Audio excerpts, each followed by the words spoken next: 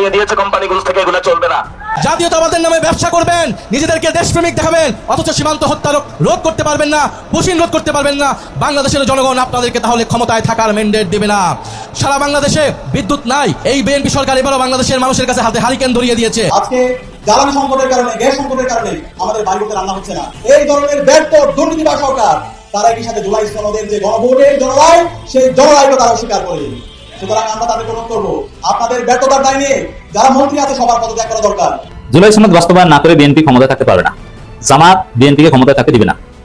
জামাত এই বিষয়ে চূড়ান্ত দফা হয়ে যাচ্ছে। হাসিনার আমলেও শান্তি নাই, আমরা এখনো শান্তিতে নাই। আমাদের একটু শান্তিতে বাঁচতে দেন। আমাদের যে মৌলিক চাহিদা সেগুলো নিয়ে টানাটানি করেন না, দয়া করে আমাদের গ্যাস কারেন্টের পানির দাম বাড়ায়েন না। হাসিনা বহুত বাড়ায় গেছে। ফ্যাসিস্ট সরকারের দেখানো পথেই বিএনপি হাঁটছে। জুলাই শক্তির ঐক্যে ফাটল ধরাতে বেছে নিয়েছে ষড়যন্ত্রের পথ। জাতীয় প্রেস ক্লাবে লেবার পার্টির আলোচনায় অভিযোগ করেছেন 11 দলের নেতারা। ক্ষমতাসীনদের আহ্বান জানিয়েছেন বিদেশি এজেন্টদের কথা না শুনে গণদাবি মেনে নেয়ার। হাসিনা যেভাবে ফ্যাসিবাদী কায়দায় দেশ পরিচালনা করেছে, আমরাও সেভাবেই করব। কিছু করার থাকলে করে, ভাবটা হলো এরকম। আমরাও জবাব দিতে চাই। হাসিনার বিদায় যেভাবে হয়েছে, সরকার যদি এই রাস্তায় চলতে থাকে, এই সরকারের বিদায় হবে ইনশাআল্লাহ। আসসালামু আলাইকুম। আপনারা জানেন যে বর্তমান সরকার এই 5 মাসেই ব্যর্থ বলে প্রমাণিত হয়েছে, এমনটাই ধারণা করছে সাধারণ জনগণ। শুধু ব্যর্থই হয়নি, তারা জুলাই সনদের সাথে গাদ্দারি করেছে, যা নিয়ে সোশ্যাল মিডিয়া এবং বিরোধী দল থেকে সরকারের বিরুদ্ধে কড়া হুঁশিয়ারি আসতে শুরু করেছে। শুধু তাই নয়, এনসিপির ওপর হামলা থেকে শুরু করে বিরোধী মত দমনে এই সরকার ঠিক ফ্যাসিস্টদের পথেই হাঁটতে চলেছে, এমনটাই মন্তব্য করতে শুরু করেছে বিরোধী দলের নেতাকর্মীরা। যা নিয়ে ভিডিওর শুরুতেই আপনারা বেশ কিছু ভিডিওর অংশ বিশেষ ইতিমধ্যেই দেখেছেন। মূলত আজকের এই ভিডিওটিতে সেই সকল ভিডিওর বিস্তারিত আলোচনা দেখতে পারবেন। ভিডিওর শুরুতেই যে সকল ভিডিও দেখেছেন তা থেকে হয়তো ইতিমধ্যেই আন্দাজ করতে পেরেছেন আজকের এই ভিডিওটি কতটুকু গুরুত্বপূর্ণ হতে চলেছে। অতএব চলুন কথা না বাড়িয়ে একটি লাইক দিয়ে সম্পূর্ণ ভিডিওটি দেখে আসি। এই যে বিগত 6টা দিন যে গেল, সেই যে আপনার হবিগঞ্জ থেকে শুরু করে হবিগঞ্জ, মৌলভীবাজার, বাহুবল, তারপরে জাফলং, কানাইঘাট, এই যে জায়গাগুলোতে পাটোয়ারি 6 দিন যে কার্যকলাপ করলো, পাটোয়ারির বিরুদ্ধে যে সমস্ত হামলা হইলো, এবং এগুলো নিয়ে কোনো মামলা কিছুই হইলো না। মানে বাংলাদেশের বিগত 6 দিন আলোচনার বিষয়বস্তুই ছিল পাটোয়ারি, পাটোয়ারি, পাটোয়ারি। আপনারা যদি ভার্চুয়াল মিডিয়াতে যান, দেখবেন পাটোয়ারি কি গালি দিছে, পাটোয়ারি কি কোথায় মারছে, পাটোয়ারি কি বলছে, পাটোয়ারি সম্পর্কে কি বলছে, পাটোয়ারিকে মারতে হবে, পাটোয়ারিকে ধরতে হবে, পাটোয়ারিকে নারায়ণগঞ্জে অলরেডি কিন্তু আপনার অবৈধ ঘোষণা করে দিছে। মানে পাটোয়ারি নারায়ণগঞ্জে যাইতে পারবে না। এই পাটোয়ারি ছাড়ার কোনো আলোচনাই ছিল না বিগত 6 দিন। আজকে হবে কিনা জানি না নতুন কোনো আলোচনার তো বিস্তর সাবজেক্ট আছে বাংলাদেশে, কিন্তু কোনো টক শোতে যায়, কোনো মিডিয়াতে যায় কেউ অন্য কোনো আলোচনা করতেছে না। আপনারা খেয়াল করে দেখেন, সমস্ত টক শোতেই পাটোয়ারির পক্ষে বিপক্ষে আলোচনা, মানে পাটোয়ারি পাটোয়ারি পাটোয়ারি। মানে 6টা দিন পুরো বাংলাদেশ পাটোয়ারি মনে হয় কিরা ফেলাইছে। পাটোয়ারি ছাড়া কি কোনো সাবজেক্ট নাই বাংলাদেশে? কত সাবজেক্ট আছে ভাই। বাংলাদেশে যে বর্তমান অবস্থা, বিভিন্ন জায়গায় সন্ত্রাস, চাঁদাবাজি, এগুলো হচ্ছে না। এই 6 দিনে হয়নি, কয়টা খবর পাইছেন বলেন? কয়টা খবর পাইছেন? পার নাই। ফেসবুকটা খুললেই দেখবেন পাটোয়ারি অমুক জায়গায় ব্যান করছে, পাটোয়ারি অমুক গালি দিছে, পাটোয়ারি অমুক জায়গায় ব্যান হয়ে গেছে, পাটোয়ারির কি হবে।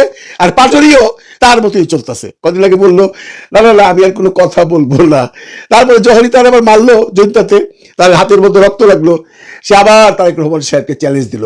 ভাই এটা এদের ক্যারেক্টার, বুঝতে পারছেন? এটা এদের ক্যারেক্টার। এরা এরকমই। যদি মাইকটা না খাইতো হয়তো বা 2-3 দিন চুপ থাকতো, কিন্তু মাইকটা খাওয়ার পরে সে আবার গর্জে উঠছে। অনেকে পাটোয়ারি সম্পর্কে বলেন যে পাটোয়ারি অসভ্য কথাবার্তা বলে। ভাই অসভ্য কথাবার্তা তো আমি আগের ভিডিওতেও বলছি, কম মানুষ বলছে জিয়াউর রহমান সম্পর্কে, খালেদা ম্যাডাম সম্পর্কে, তারেক রহমান সম্পর্কে। কই কারো তো পিটানো দূরের কথা, একটা প্রতিবাদও তো কোথাও করতে পারেন না আপনারা। আজকে করতেছেন। পাটোয়ারি এমন কি বলছে?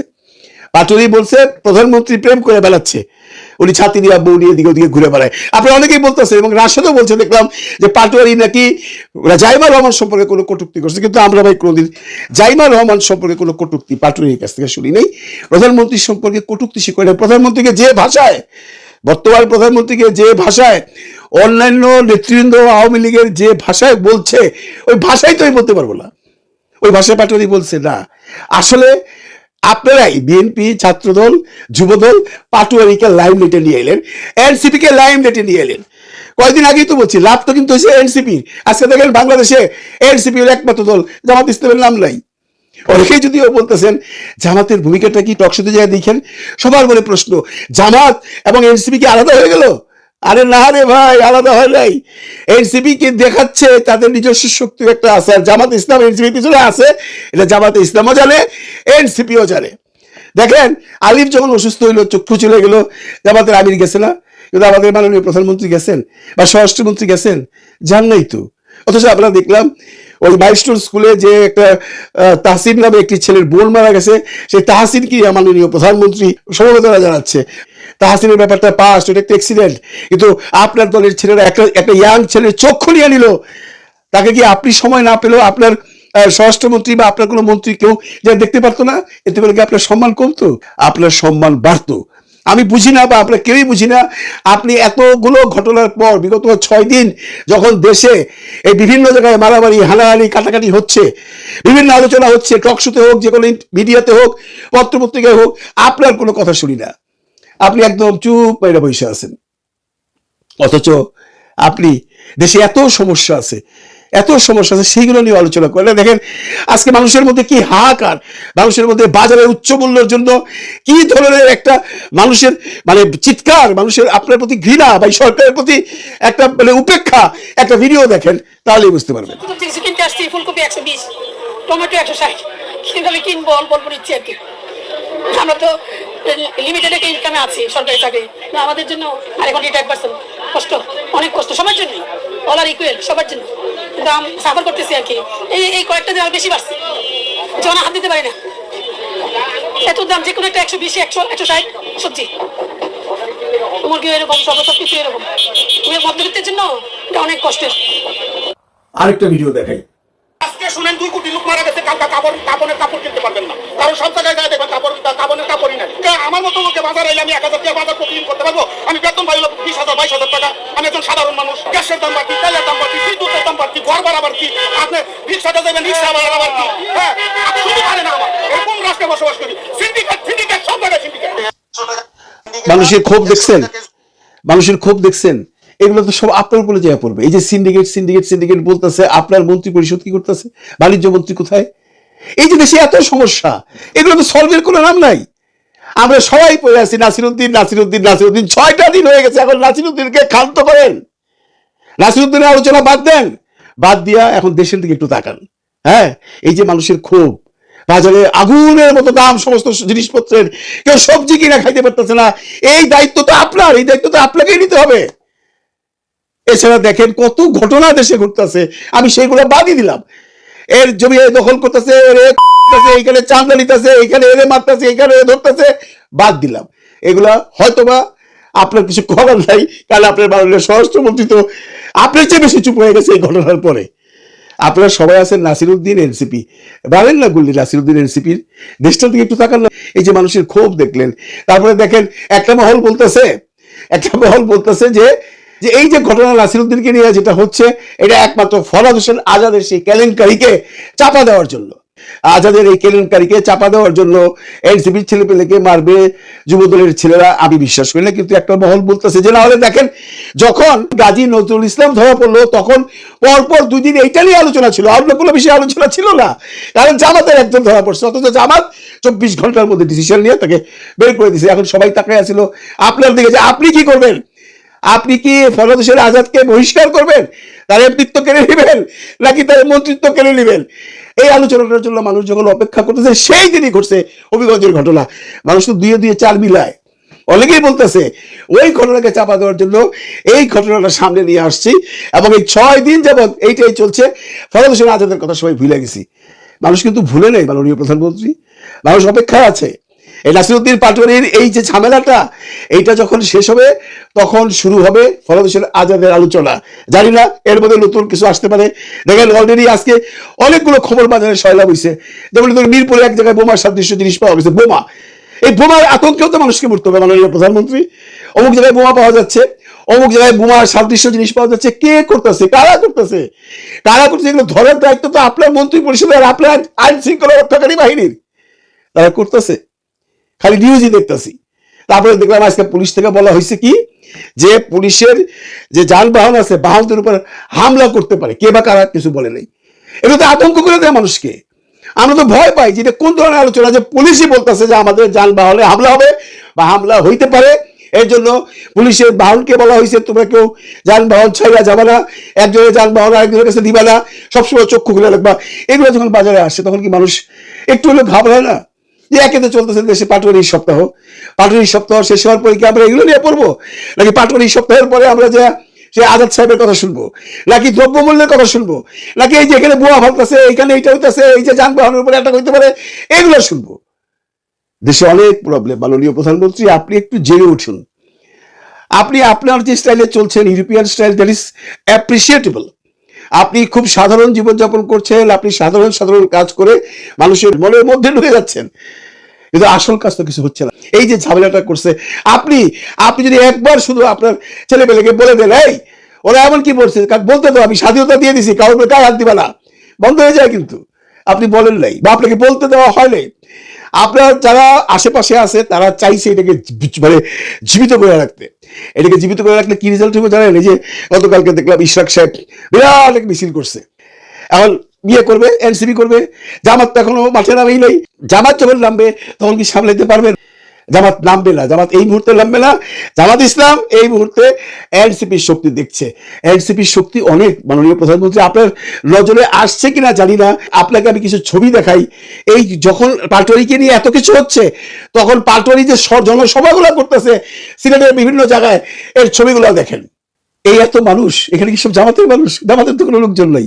আপনারা জামাতের বলতে পারতেন, যদি খালি দেখতেন শুধু মাথায় টুপি আছে তাহলে জামাত না, জামাতের লোকজনও আছে। এটি সাধারণ মানুষের, যে মানুষটা নাসিরউদ্দিন পাটোয়ারিকে চিনত না, সেও এবার চিনা ফেলছে, সবাই নাসিরউদ্দিন পাটোয়ারিকে দেখতে আসছে। এই যে জনসভা, এই যে জনস্রোত, এটা কি কোনো শোভন? এটা কি আপনার জন্য কোনো থ্রেডনিং না? আপনিই বলেন।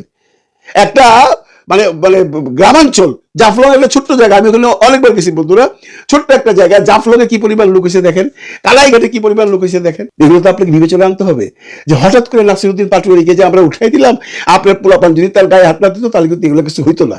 জুলাই সনদ বাস্তবায়ন না করে বিএনপি ক্ষমতায় থাকতে পারবে না। জামাত বিএনপিকে ক্ষমতায় থাকতে দিবে না। জামাত এই বিষয়ে চূড়ান্ত দফারফ হয়ে যাচ্ছে। বিএনপি নানানভাবে জামাতের সাথে আপোষ করার চেষ্টা করছে, যে ভাই জুলাই সনদ গণভোট এটা বাদ দিই, আপনাদের কি লাগবে বলেন, একটা আন্ডারস্ট্যান্ডিং আসে, আপনাদের ভালো কিছু দিব, কিন্তু ভাই এটা বাদ দেন। কিন্তু জামাত বলছে না ভাই, এই বিষয়ে ছাড় দেওয়ার কোনো সুযোগ নেই। এই বিষয়ে বরং রেড লাইন, আপনি জুলাই সনদ বাস্তবায়ন করবেন না, করার সময় এখনো যায়নি। যখন একদম নিশ্চিত হবো যে বিএনপি জুলাই সনদ বাস্তবায়ন করবে না, বিএনপি সর্বশেষ ঘোষণা কিন্তু যে বিএনপি অক্ষরে অক্ষরে জুলাই সনদ বাস্তবায়ন করবে, এটাই তো ঘোষণা, আমরা জুলাই সনদ বাস্তবায়ন করবো, একথা বিএনপি বলছে না, ঠিক আছে করেন। আর যখন বলবে বা যখন এটা নিশ্চিত হওয়া যাবে যে না বিএনপি কোশ্চিন কালেও এই জুলাই সনদ বাস্তবায়ন করবে না, তাহলে ওই দিনই বুঝবেন যে জামাত বলবে যে আমরা বিএনপি সরকার পতন চাই। এখন পর্যন্ত জামাত যেটা বলছে, পতন চাই একথা বলেনি, পতন সম্ভব, আমরা পতন ঘটাতে পারবো, আমাদের সেই সক্ষমতা আছে, এই ধরনের কথাবার্তা বলছে, বাট পতন ঘটানোর কোনো ঘোষণা জামাত দেয়নি। কিন্তু জুলাই সনদ বাস্তবায়ন করবে না, গণভোট মানি না, এটা ক্লিয়ার ঘোষণা যখন আসবে তখনই পতন চাইবে। দর্শক, গণভোটের রায় অস্বীকার করা মানে জনগণকে অপমান করা। জামাতের আমির এই কথা বলেছেন। তো জনগণকে অপমান করে এই যে গণভোটের রায় অস্বীকার করে বিএনপি ক্ষমতায় থাকতে পারবে না। আমির জামাত আরেকটা কথা বলেছেন, রাষ্ট্র পরিচালনার নৈতিক অধিকার বিএনপি হারিয়েছে। জুলাই সনদ বাস্তবায়ন করার গণভোটের রায় মানার সময় যায়নি, তারপরে বলেছেন যে নৈতিক অধিকার হারিয়েছে। তাহলে যখন জুলাই সনদ বাস্তবায়ন না করার ঘোষণা দিবে, গণভোটের রায় না মানার ঘোষণা দিবে, তখন জামাত অবশ্যই বিএনপি সরকারের বিরুদ্ধে আন্দোলন করতে, বিএনপির পতন ঘটাতে চেষ্টা করতে বাধ্য হবে। আর পতন ঘটানো সম্ভব কিনা এটা নিয়েও নানান আলোচনা হচ্ছে। কেউ কেউ বলছে যে জামাত এনসিপি ডাকে কোনোদিন কোনো গণ অভ্যুত্থান হবে না, গণ অভ্যুত্থান লাগবে না, জামাত অভ্যুত্থানের মাধ্যমে বিএনপি সরকারের পতন সম্ভব। জামাত চাইলে বিএনপিকে তুলি দিয়ে উড়িয়ে দিতে পারে। আপনি জানেন কিভাবে? আপনি জাস্ট একটু কল্পনা করেন যে হাসিনা যে কোনো আন্দোলনকে দমন করতো কিভাবে। হাসিনার পুলিশ দিয়ে গ্রেপ্তার করাতো, ধরতো, গুলি করাতো, ক্রস ফায়ার দিয়ে বুম করিয়ে, কত কিছু করে হাসিনা টিকেছিল। আমি আশা করছি সম্পূর্ণ ভিডিওটি দেখেছেন এবং এই ভিডিওর সাপেক্ষে আপনার কি মতামত সেটা অবশ্যই কমেন্ট বক্সে জানিয়ে যাবেন। ভিডিওটি ভালো লেগে থাকলে শেয়ার করতে ভুলবেন না। আমাদের এই চ্যানেলে নতুন হয়ে থাকলে চ্যানেলটি সাবস্ক্রাইব করে চ্যানেলের পাশে থাকবেন। আর যারা ইতিমধ্যেই চ্যানেলটি সাবস্ক্রাইব করেছেন তাদেরকে অসংখ্য ধন্যবাদ। দেখা হবে নতুন কোনো ভিডিও নিয়ে, ততক্ষণ সবাই সুস্থ থাকবেন। আল্লাহ হাফেজ।